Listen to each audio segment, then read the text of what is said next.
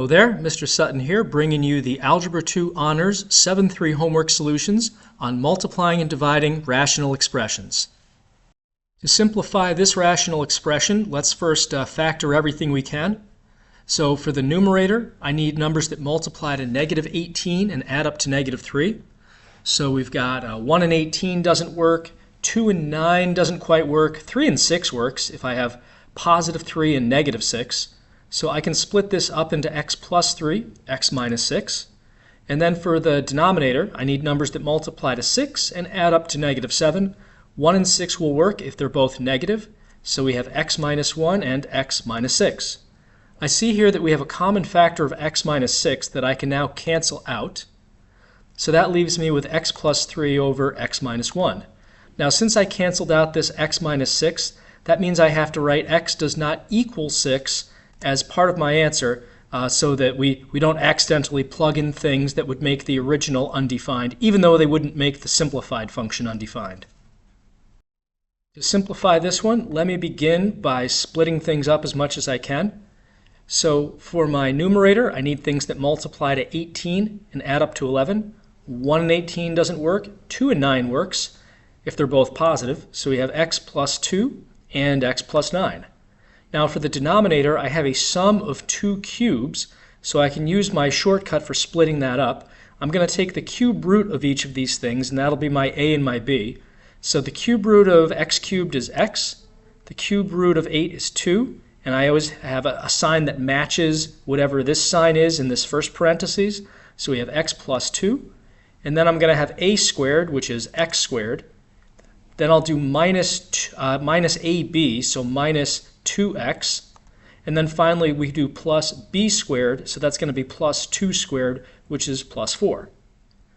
So I can cancel out the x plus 2's. I know I can't factor this other piece anymore. This is always fully factored when you use this shortcut. So we've got x plus 9 over x squared minus 2x plus 4. And since I canceled out this x plus 2, that means I have to exclude x equaling negative 2 from my final answer here. For this problem, I noticed that we've already got this thing pretty much fully factored, so that was nice of them to do that for us right off the bat. Let's just go ahead and cross off any common factors. So the x squared here and the x cubed, we can cross cancel those. That's going to leave an x in the denominator and no x's up here, at least no single x's.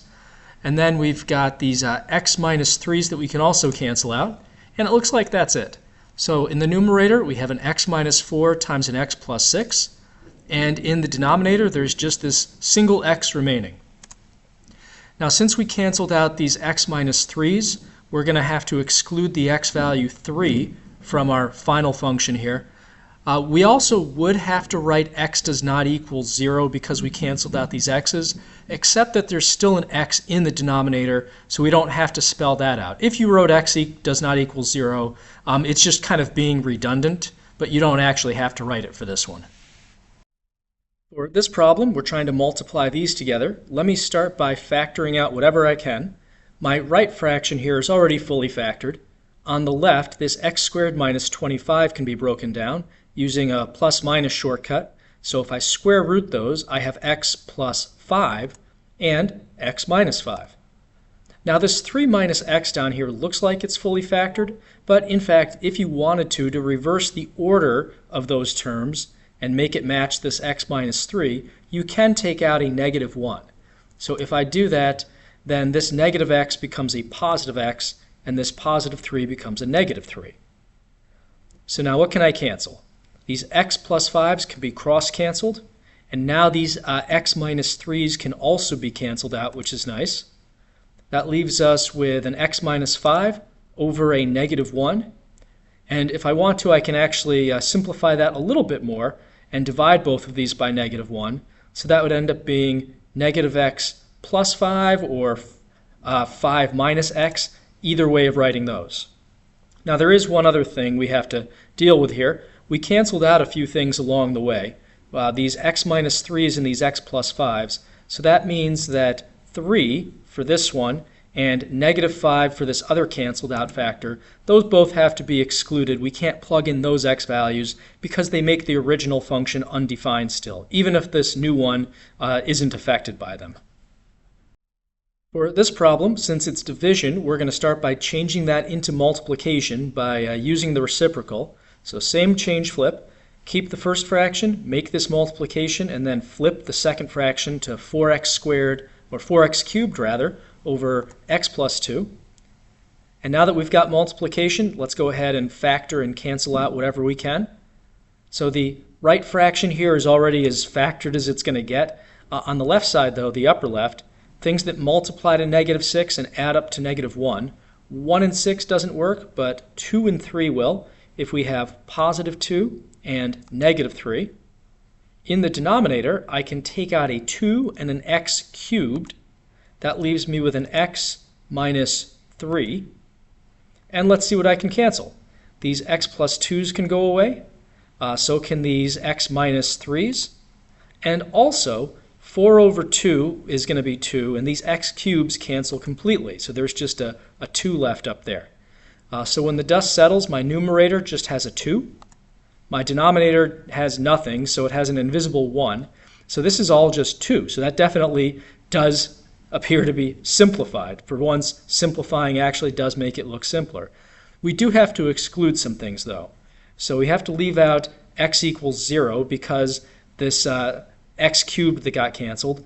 This x minus 3 means we have to leave out x equals 3. And also we have to leave out negative 2 because of this x plus 2 that we canceled out. To start off this division problem, let's turn it into multiplication. Same change flip. So keep the same fraction for the first one, make it multiplication, change it to that, and then flip that second one to be x squared plus 2x minus 8 over x squared minus 3x minus 18. Now that we've got multiplication, let's do a whole bunch of factoring and canceling. In the upper left, things that multiply to 18 and add up to 9. 1 and 18 doesn't work, 2 and 9 doesn't work, 3 and 6 works if we have x plus 3 and x plus 6. In the lower left, things that multiply to 8 and add up to 6. That would be positive 2 and positive 4. In the upper right, things that multiply to negative 8 and add up to 2. Well, now we need negative 2 and positive 4. And then down here, things that multiply to negative 18 and add up to negative 3. Well, now we need x plus 3 and x minus 6. So what cancels out of this? X minus 3's can cross cancel. Let's see, x plus 6 can't cancel, x plus 4's can cancel, and it looks like that's about it. We have some near misses on those other ones. So we end up with x plus 6 and x minus 2 in the numerator, and x plus 2 and x minus 6 in the denominator. And we have to exclude negative 4 because of the x plus 4 being canceled, and also negative 3 because of the canceled x plus 3. On this one, we're told that the total amount, E, of educational technology expenditures is given by this E of t function, and total number of students, P of t, is given by this other function down here. We want to know, and this t is the number of years since 2000, so we want to know the annual educational technology expenditure per student in 2022. So basically we have to plug 22 into both of these functions and then divide, let's see, it's got to be E divided by P. We need the expenditures divided by the number of students. So we're doing E of 22 over P of 22. I'm going to do all of this on Desmos. So let me fire Desmos up, and I'm going to first enter the E function in there. So E of t equals, and now let me make a fraction, and we'll do negative 6.984 t plus 550, and that'll all be over 1 minus 0.027 t. So that's one function. The other function, let me just move over here so I can see it. That's P of t, and that equals 0.006 t plus 2.09. And now once I've got those defined, I can just easily plug 22 into both of them and divide.